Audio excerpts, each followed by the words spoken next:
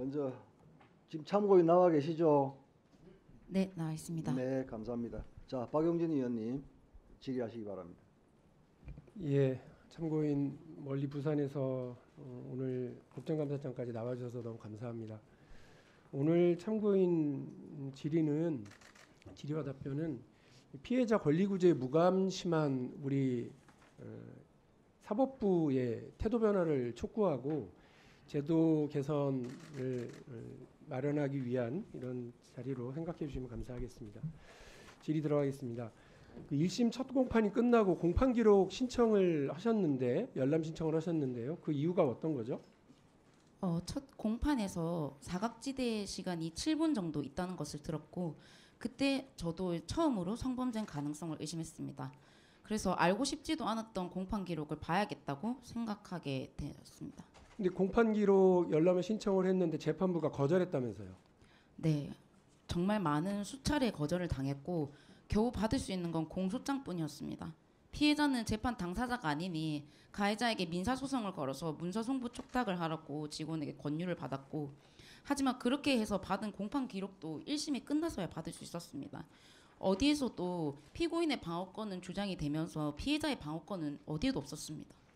그러니까 자기 재판, 그것도 자기가 피해를 입은 사건 기록을 보는데 그것도 민사소송을 하라고 재판부가 권유를 하고 그 소송 끝에 그 내용을 받았다는 거 아니에요? 네. 그 내용 보시고 어떻든가요? 사실 그냥 높으신 분들이 하는 거니까 알아서 잘 하겠지. 저는 사실 이 범죄 사실에 대해서 알고 싶지도 않았고 그냥 잘 해주시겠지라고 믿고 있었는데 1심 기록을 1심 끝나고 받아보는 순간 모든 것이 무너져 내렸습니다. 자료를 1심이 끝난 뒤에 받았기 때문에 이 수많은 허위 진술과 누가 봐도 명백한 성범죄에 대한 허위 진술들이 가득한데 이거에 대해서 따질 수도 없었고 2심이 시작하고서는 성범죄가 인정이 되고도 3심에 있어서는 양형부당을 신청을 할 수 없었기 때문에 성범죄에 대해서는 제대로 된 판결을 받지도 못했습니다. 그러니까 참고인께서는 피해를 입었을 당시에는 이게 그냥 살인미수일 수 있다 이거는 알고는 계셨지만 사각지대 7분이 있었던 거는 재판에 참여하면서 알게 됐고 또 그 관련된 그 가해자가 어떤 주장을 하고 어떻게 자기를 방어하고 있는지를 전혀 몰랐기 때문에 1심 재판 끝나고 나서야 이 문제에 대해서 제대로 인지하게 됐다 이 말씀이신데요.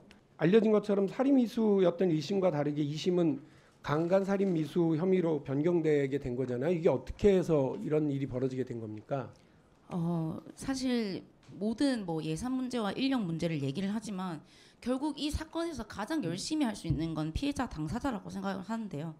1심이 끝나고 1200장이 넘는 공판 기록을 한 달 내내 들고 다녔고 그걸 보면서 저는 진실을 알고 싶었는데 거짓말이 가득한 공판 기록들만 볼 수 있었습니다. 그래서 제가 이것에 대해서 성범죄를 다시 적극적으로 조사를 해야 된다고 어필을 했고 그로 인해서 그나마 얻어낼 수 있는 결과였다고 생각합니다. 검찰도 이 가해자가 피고인이 어떤 범죄를 저질렀는지 제대로 알지 못했고 또 재판부는 오히려 그 공판 기록을 통해서 피해자가 입은 피해의 무게, 참혹함 이런 것들을 알 수 있는 그 과정을 거절해 버렸고 그래서 피해자가 이리 뛰고 저리 뛰고 그 재판 기록을 알고 2심에서는 제대로 된 이런 형벌을 받을 수 있도록 했다는 거 아닙니까? 저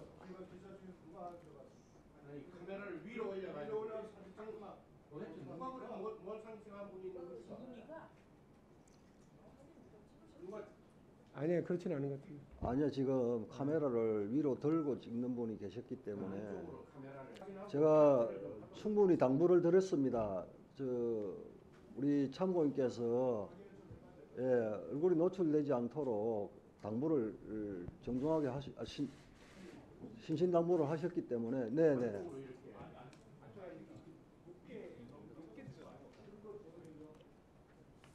예, 우리 행정실에 좀 확인을 부탁드립니다. 아시다시피 피해자는 지금 저희들이 보호를 반드시 해드려야 할 상황입니다. 언론인들께서도 협조해 주시기 바랍니다.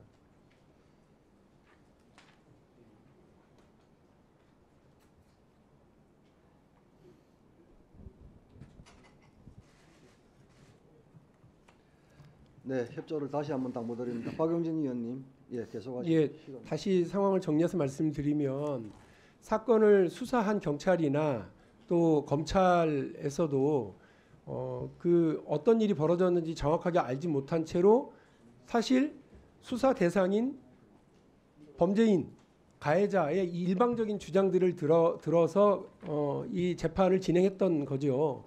그렇기 때문에 자기 방어를 위해서 그 진술했었던 내용들이 담기는 거고, 사실 피해자로서는 그 자신의 어떤 피해 상황이라든지 이런 것들을 제대로 담아줬는지조차를 모르니까 그 모든 공판에 다 참여를 하고 그 이제 문제점을 찾아내고 이렇게 했는데, 그 과정에서 법원은 오히려 공판 기록 열람 자체도 거절하고 소송해서 받아가시라 이렇게 이제 안내를 해버렸다는 거예요. 근데 그 과정에서 오히려 그 가해자가 범죄인이 피해자의 신원 등등을 확보를 하게 되는, 오히려 피해자의 신원이 노출되어 버리는 그런 상황이 이제 벌어졌다고 하는 건데, 그 여기 박형준 부산지방법원장님뿐만 아니라 모든 법원장님들 잘 들으십시오. 현재 피해자 공판 기록 공개는 재판장의 재량으로 이루어지고 있는 걸로 제가 압니다. 그런데 재판장이 허락을 했으면 이 공판 기록을 우리 피해자가 보셨을 거예요. 그리고 저렇게 이렇게 이리 뛰고 저리 뛰고 하지도 않았을 거고요. 민사소송을 하게 되면 아까 제가 말씀드린 것처럼 그 피해자 신원이 노출되는 것도 아셨을 텐데, 그걸 법원이 세상에 권유를 해서 그렇게 했다고 하는 것도 잘 이해가 안 됩니다. 결국 피해자에게 공판 기록을 주지 않아서 가해자에게 피해자의 신원 정보가 노출됐고 보복 범죄를 발생시키는 원인을 제공한 점 반성하셔야 된다고 생각합니다. 이게 지금 피해자가요, 본인이 소송 걸어가지고 받은 재판 기록이랑 본인이 모은 재판 기록이에요. 모두 1268장입니다. 엄청 무거워요. 이거 들고 다니면서 재판 뛰어다녔다는 거 아니에요, 피해자가. 이 재판 기록의 무게가 바로 우리 국민들의 사법불신의 무게라고 저는 생각합니다. 여러분들이 대한민국 범죄 피해자들은 국가가 범죄 피해자의 인권과 권리 보호를 생각하고 있는데, 가해자의 오히려 인권과 권리 보호는 생각을 하는데, 그 피해자의 인권, 권리 이 부분에 대해서는 제대로 관심을 갖지 않는다는 게 국민들의 생각이에요. 그 부분에 대해서 깊이 좀 생각해 주시면 좋겠고요. 그 참고인에게 좀 다른 질문을 좀 드리겠습니다. 원래 이게 20년 구형이었는데 1심 판결에서 12년으로 선고가 됐습니다. 왜 이렇게 형량이 감형됐다고 알고 계시죠? 가해자가 꾸준히 반성문을 냈었고, 저는 무슨 반성문인지도 모르지만 양형 기준으로 반영이 되어서 죄를 일부 인정한다는 부분으로 판결을 했습니다.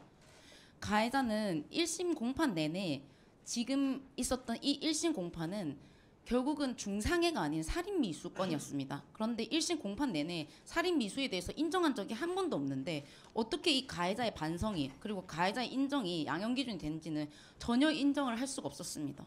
반성문을 봐도 사실은 자기가 왜 이런 그 구형을 받아야 되는지 모르겠다고 억울해하고 그러던데, 반성 없는 반성문 때문에 감형이 됐다 이 말씀이시잖아요. 네. 그리고 1심 판결 이후에 가해자로부터 보복 범죄 가만두지 않겠다 이런 협박 이런 것들이 있었던 걸로 아는데 사실이죠? 네. 어느 기록도 보여주질 않으니까 저희가 참여할 수밖에 없었습니다. 그렇게 피해자가 계속 참여를 하고 공판 때마다 열심히 참석하는 그 모습이 가해자가 오히려 그 형벌을 많이 키웠다, 피해자 때문에 키워졌다라고 얘기를 했습니다. 전혀 그렇지 않은데, 제가 마치 열심히 참석을 했기 때문에 이렇게 자기가 죄를 받은 거다라고 하면서 증오심을 표출했고, 구치소 같은 방 재소자한테 뭔가 외출하거나 그러면 저를 찾아가서 죽이겠다, 배로 때려서 죽여버리겠다, 현재 주소를 달달 외우면서 다음번에는 꼭 죽여버리겠다라는 얘기를 했습니다.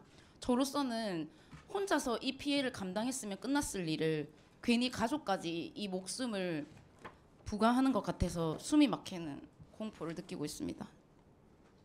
피해자의 권리를 구제하고 피해를 방지하기 위한 노력들을 같이 해주셔야 된다고 생각합니다. 아까도 말씀드렸습니다만 대한민국 국민들은 우리 재판부와 사법 절차가 가해자, 즉 피고인의 그 권리는 더 잘 보장을 하는데 피해자의 그 권리 구제에 대해서는 관심이 좀 무딘 거 아니냐, 무관심한 거 아니냐 이렇게 생각하는 국민들이 많다는 점 참고해 주시고요. 아까 말씀드렸던 잘 이해가 되지 않는 본인의 재판 기록을, 그것도 피해자의 재판 기록을 민사 소송을 통해서 받아라 이렇게 하면서 오히려 2차 피해를 이렇게 그 가져오게 하는 그 상황에 대해서 어떤 제도 개선이 좀 가능할지에 대한 말씀을 우리 부산 법원장님께서 좀 말씀을 해주시면 고맙겠습니다. 고등법원 참고인의 말씀을 드리니까 같은 관할을 하고 있는 고등법원장으로서 되게 안타까움을 많이 느낍니다. 먼저 미로의 말씀을 좀 전해드리고 싶고요.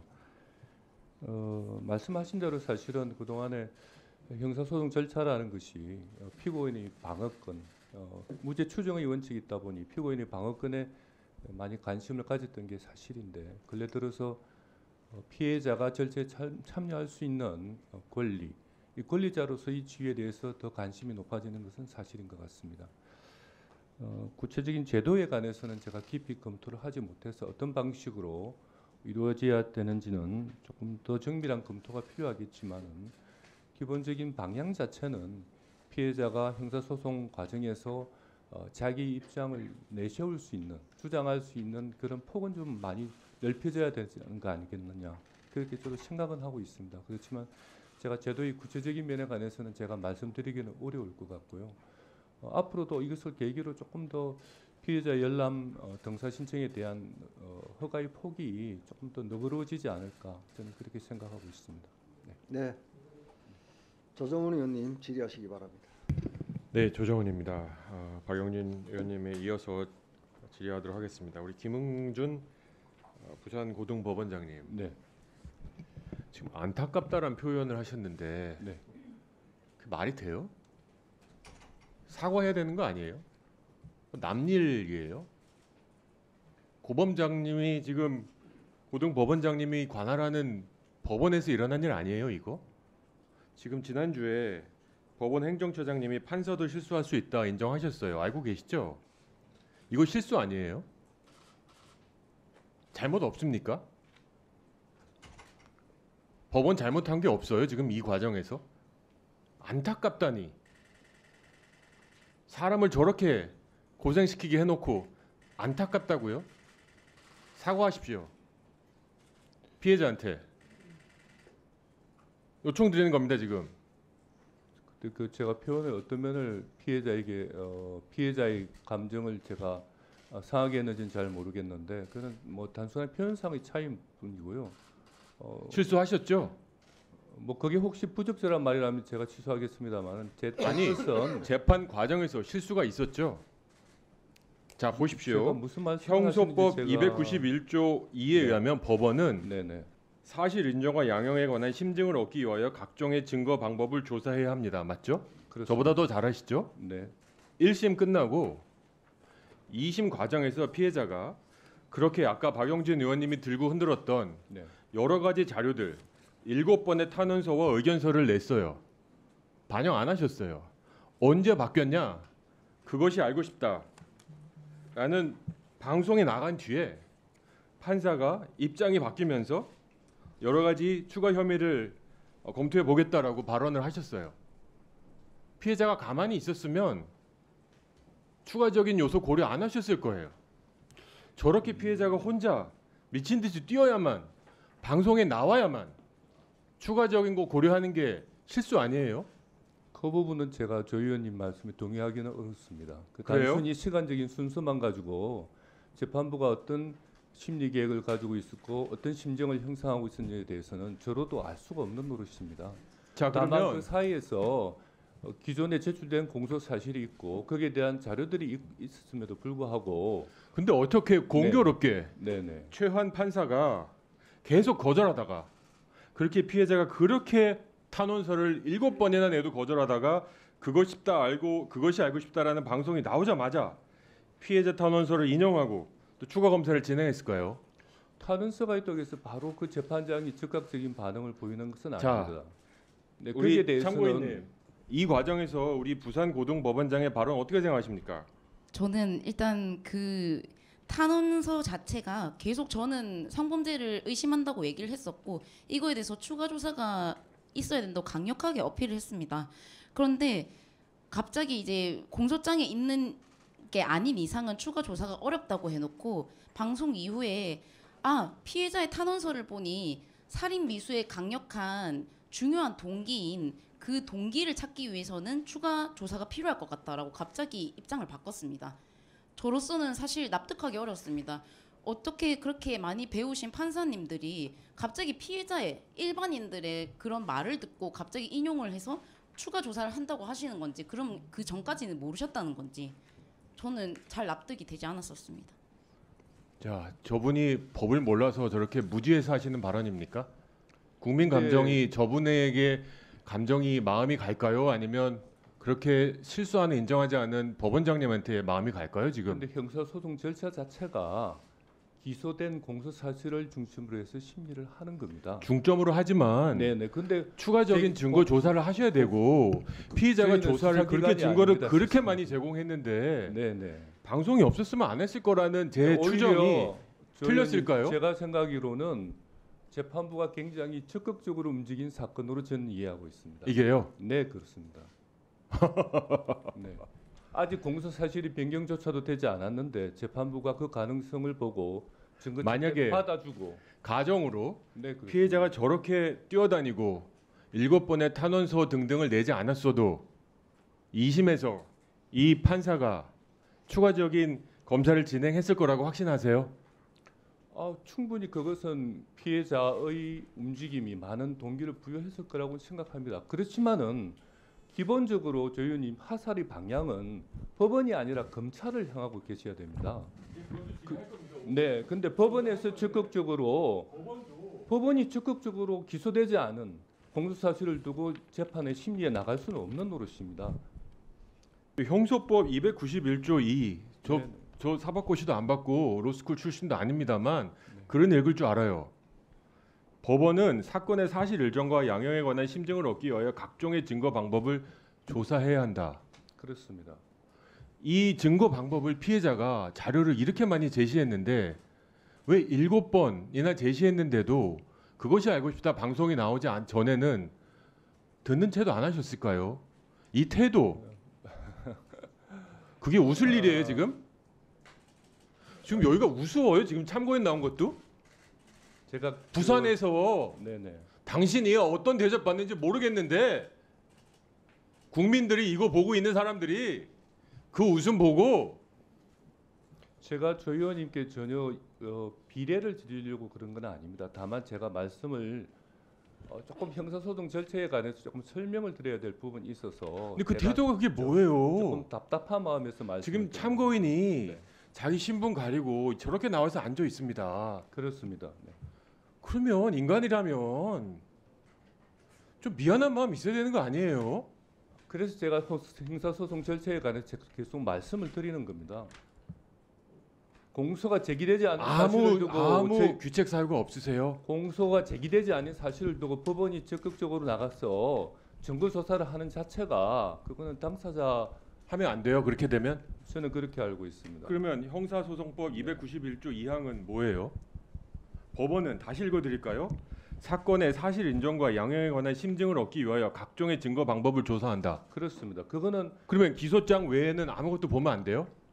그건 아니죠. 그건 아니라면서요. 근데 기소된 사실을 중심으로 해서 이렇게 다 먹여주는데도 안 먹은 거 아니에요. 이렇게 자료들이 있다고 했는데 눈 하나 깜짝하지 않다가 방송에 나와서 시끄러지니까 추가조사 실시한 거 아니에요. 죄송합니다만은 제가 거기에 대해서 동의하기 어렵습니다. 동의하기 어렵다고요? 네, 그렇습니다. 그러면 어떻게 했어야 돼요? 피의자는 그래서 자기의 억울함을 계속 밝히기 위해서 이것보다 더 어떻게 했었어야 돼요? 그 과정에서 피해자가 제출한 탄원서를 보고 또 그 부분을 갖다 탄원서를 재판부에서- 잘못 쓴 거예요, 피해자가? 아니요, 충분하지 제가 않았어요? 그렇게 말씀드린 거 아니지 않습니까? 그럼 뭘 더 피해자가 했어야지? 이렇게 주장하고 이 부분에 관해서 그럴 개연성이 있다고 재판부에서 판단하고 그랬기 때문에 DNA 검사도 하고 청바지에 대한 검증도 하고 재판부가 적극적인 조사를 하고 그 과정은 잘하셨어요. 그 과정을 하지만 통해서 거기까지 가는 과정에서 피해자가 이렇게 고생을 시키고 또 그것이 알고 싶다라는 방송 안 나갔으면 저는 왠지 그냥 뭉개버렸을 것 같은 제 마음이. 혹시 그렇게 느끼셨다면은 혹시 피해자께서 혹시 제가 피해자께서 그렇게 느끼셨다면은 제 법원장으로서 제가 사과의 말씀을 드리겠습니다. 네, 일단 저로서는 굉장히 마음이 아픈 얘기고요. 사실 피해를 당하시지 않았으니까 저런 말을 편하게 하실 수 있으실 것 같고, 사법부는 지금 보시다시피 철저히 피해자를 방해하는 사람으로 여기고 있습니다. 재판 기록 열람, 성범죄 추가 조사만 했어도 보복 협박 그리고 앞으로 당할 일은 없었을 겁니다.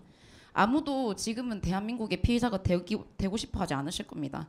반성하고 고치셔야 하고, 그리고 이 사건은 공소장의 변경이 일어나기 전에 그것이 알고 싶다가 나오고 나서 추가 조사가 일어나고 나서 공소장이 변경이 됐습니다.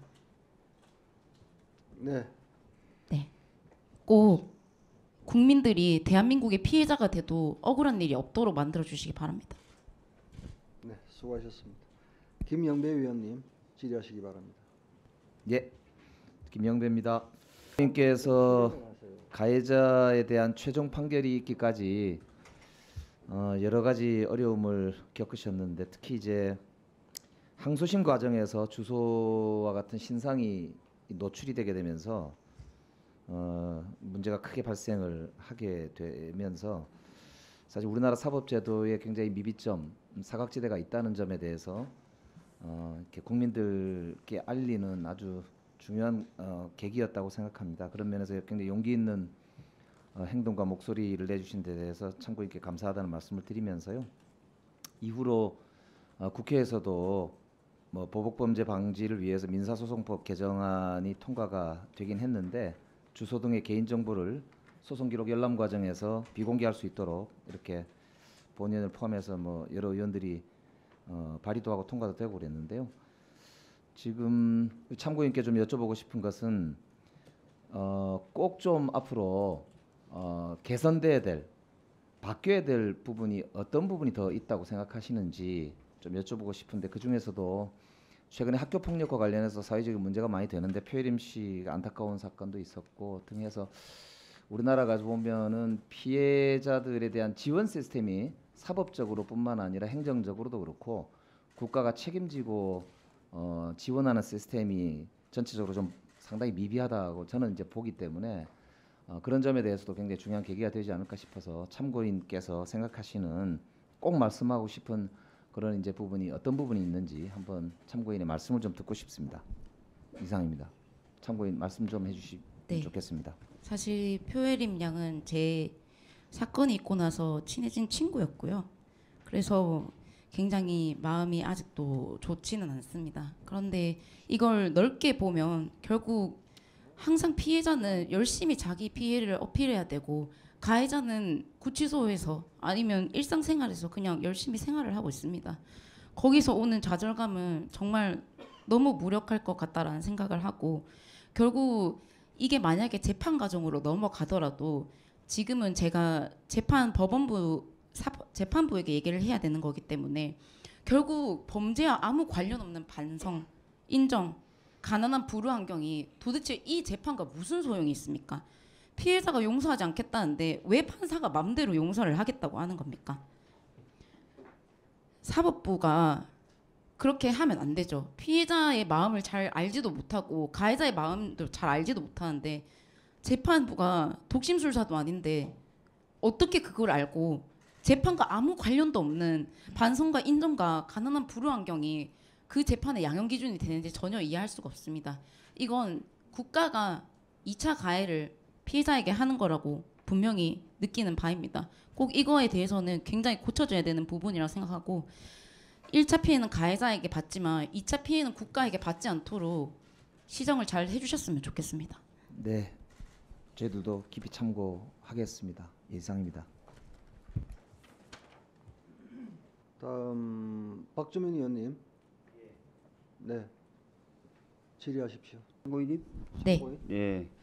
뭐 반복되는 것 같긴 하지만 용기 내서 나와주신 그 발걸음이 법제도 개선에 좀 도움이 되면은 그래도 상처를 치유하는 데 조금이나마 도움이 되지 않을까 싶어서 한번 여쭤보겠습니다. 아까 박영진 의원님도 좀 여쭤보셨던 것 같은데요. 피해자로서 형사사건 기록 좀 열람이나 등사 신청하셨지만 거부당하신 거죠? 거절당하신 거죠? 네, 네. 거절당하셨을 때 이유에 대해서 설명을 들으신 바가 있습니까? 아니요. 딱히 사유서나 이유를 듣지도 못했고 네. 항상 재판부나 직원분들은 항상 똑같은 말을 하세요. 피해자는 재판의 당사자가 아니세요.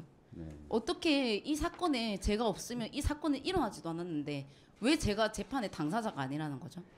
예. 그거는 정말 납득할 수가 없었습니다. 네. 그리고 거절당한 후에 다툴 수가 없었죠. 다툴 수 있는 제도가 없어서 그죠? 네. 예.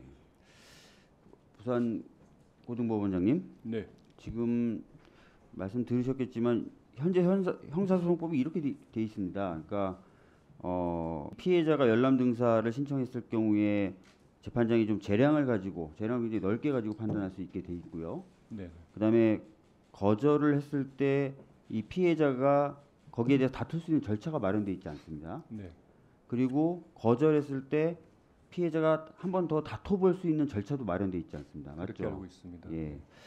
그래서 사실은 제가 봤을 때 좀 피해자가 이런 기록 같은 걸 열람하거나 등사하겠다고 좀 신청을 했을 때는 피고인의 방어에 현저한 지정을 초래하는 등의 어떤 사정이 없으면 웬만하면 좀 공개가 됐으면 좋겠다라는 생각이 좀 있고, 그 다음에 허가를 하지 아니하였을 때는 그래도 피해자가 한 번이라도 좀 다퉈볼 수 있어야 되잖아요, 그죠? 그런 게 좀 있었으면 좋겠고, 마지막으로 아니 내가 신청을 했는데 그게 허가가 안 났으면 이유에 대해서 좀 법원이 통보를 좀 해준다든지 해주면 그래도 뭐 납득을 하실 분들은 납득을 하시고 다퉈보실 분들은 다퉈보실 수 있지 않겠습니까?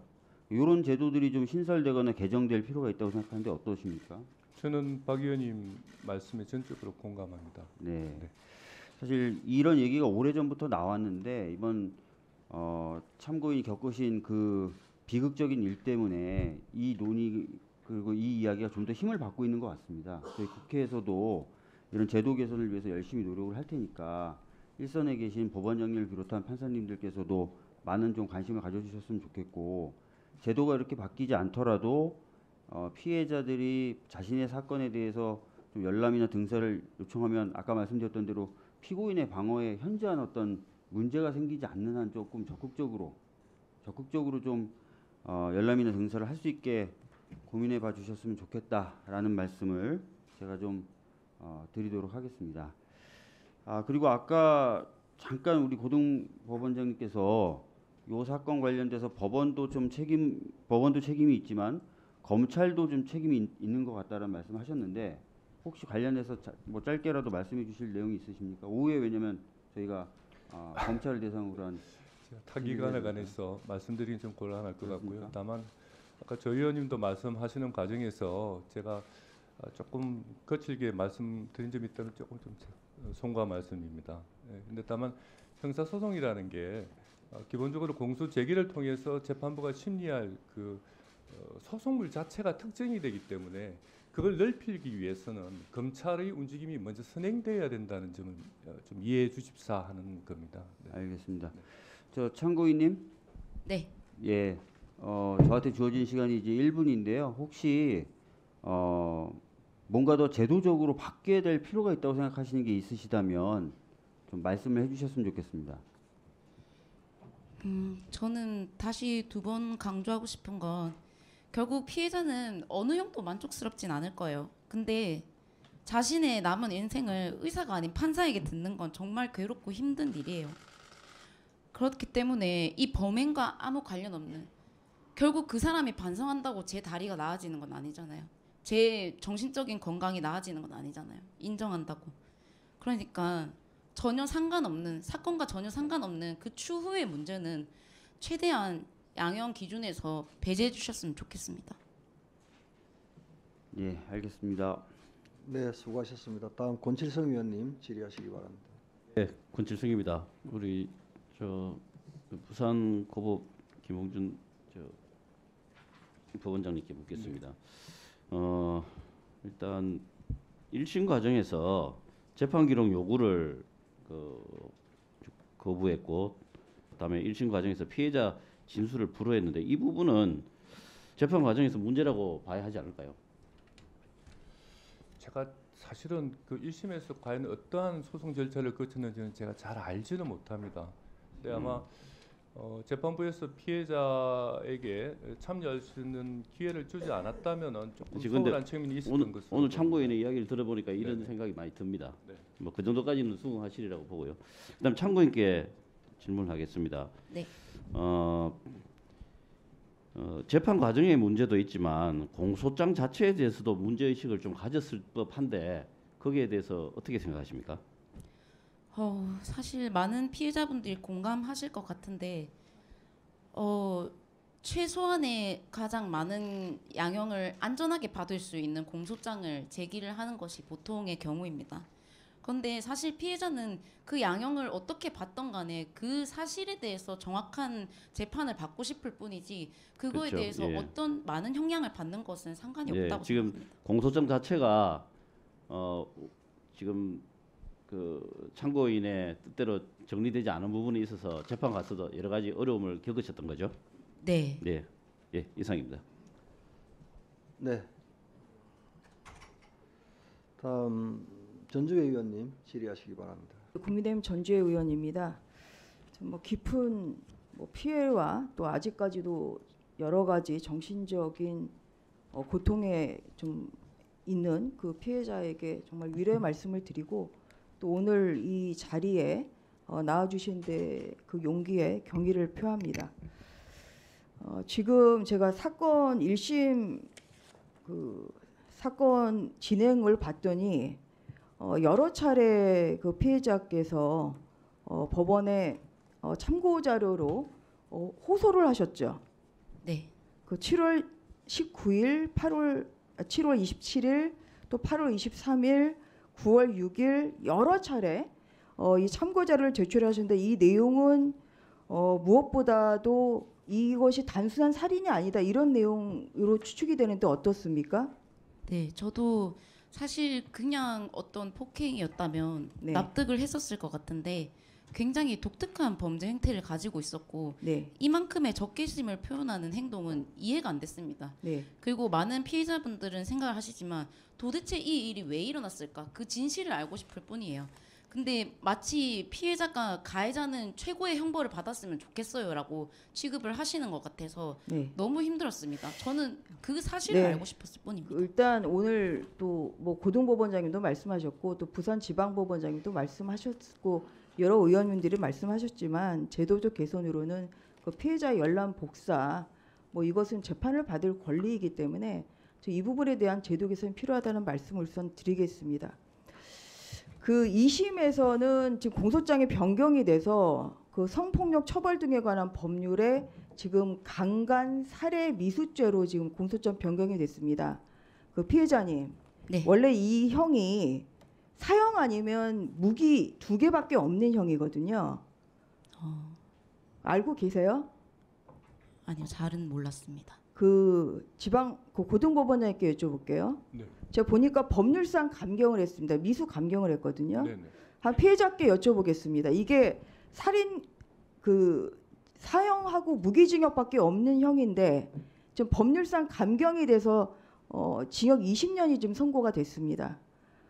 피해자께서 바라시는 이 합당한 형벌은 어느 정도라고 생각하십니까? 저는 사실 사형도 그 사람한테는 사치라고 생각합니다. 이 사회에서 절대 다시 다른 분들을 이렇게 하지 못하도록 하는 게 제 목표고 그냥 이 살아있는 동안에 꾸준히 계속 후회하고 반성했으면 하는 무기징역이 합당하다고 생각합니다. 저 법원장님 이 판결 읽어보셨습니까? 2심 판결? 간단히 읽어보십시오. 네. 이게 지금 이러한 큰 피해가 났을 때 항상 법원이 바뀌고 사회 분위기나 흐름에 지금 법원이 사실 뒤처지는 것을 법원에 근무했던 저도 느낀 적이 있습니다. 지금 이 사건이 저는 법률상 감경을 할 사건인가? 지금 그 이후에도 지금 그 피해자 나와 계시지만 지속적으로 가해자가 나가면 죽여버리겠다 지금 이렇게 협박하고 있는 거죠, 피해자님? 네, 그렇습니다. 지금 이런 사건을 이게 지금 법정에서 보이는 피고인들의 얼굴이 양면이에요. 반성을 하고 있습니다만 실제로 반성하는지 사람의 마음을 들여다보지 않는 한 알 수가 없는 거 아닙니까? 아마 피해자께서 지금 이 공소장 변경이 된 것이 사형 또는 무기징역 이 두 개밖에 없다고 하면 피해자께서 법률상 감경을 하는 이 판결을 저는 받아들이기 어려웠다고 생각합니다. 이런 부분에 있어서 법원이 한번 되짚어 봐야 돼요. 뭐 초범이라서 아니면 미수라서 무기징역에 과해서 이런 얘기가 지금 이 사건에 이 사건에 지금 국민적인 공감대를 형성할 수 있다고 생각하십니까, 법원장님? 한 말씀 좀 대답해 주시죠. 제가 재판부에서 네. 양형을 한 구체적인 사정에 관해서는 제가 자세히 알지는 못합니다만은 뭐 저희 법원에서 또 재판부에서 미처 헤아리지 못한 네. 그런 아니, 피해자의- 법률상 감경이 돼 있어요. 법률상 감경은 형법 25조에 의해서 할 수 있다로 돼 있지 않습니까? 네, 그렇습니다. 양형 사유에 대해서 얘기하는 게 아니에요. 네. 법률상 감경을 한 것에 대해서 지금 문제 제기를 하고 있는 것이고요. 이 부분에 대해서 그냥 형식적으로 그냥 너무 형이 높으니까 그냥 기계적으로 한다는 이런 생각을 다시 한번 이것은 네, 깊은 검토를 해보도록 하겠습니다. 네, 수고하셨습니다.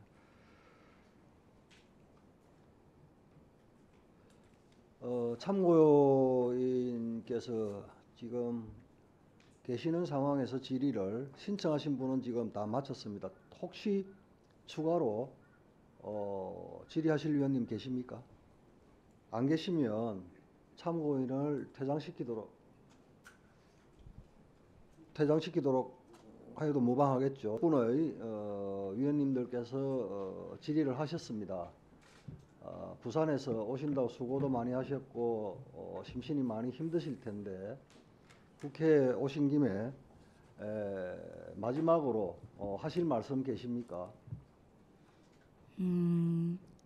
사실 저는 20년 뒤에 죽을 각오로 열심히 피해자들을 대변하고 있다고 생각을 하고 제가 이 재판이 끝난 상황에서 뭐 어떻게 해달라는 게 아니라 지금 제 사건을 빌미로 해서 좀 많은 범죄 피해자분들한테 이렇게 힘없고 그냥 아무 백 없는 이런 국민들을 구제해 주셨으면 좋겠습니다.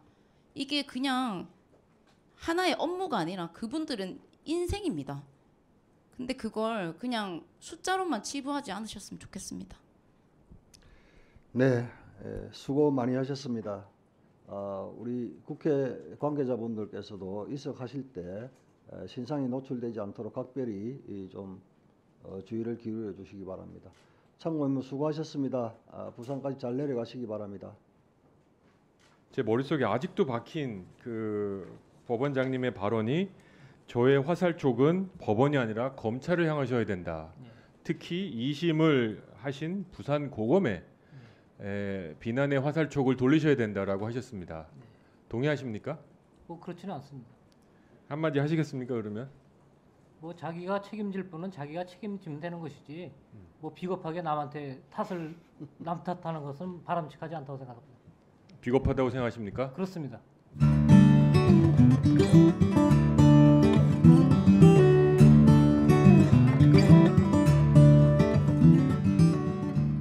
The trees they are singing.